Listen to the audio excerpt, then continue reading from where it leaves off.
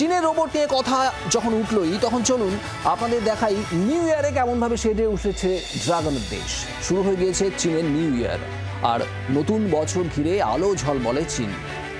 এবছরের প্রতীক হলো সাপ, যা জ্ঞান, সৌন্দর্য এবং অন্তর্দৃষ্টির প্রতীক। বছর শুরুর সেলিব্রেশনে জমকালো আলোর খেলা পড়শি দেশে, কিন্তু নববর্ষের জন্য এত আলোর রমরমা কেন?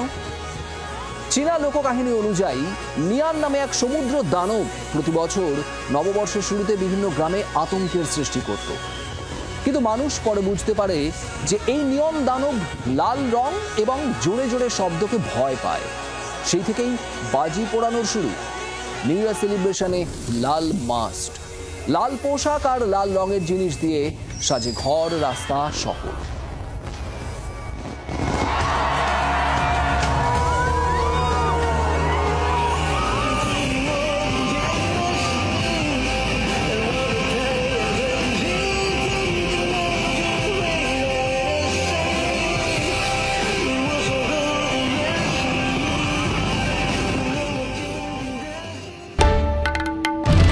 বাংলার আওয়াজ, বাঙালির আবেগ, জি 24 ঘন্টা।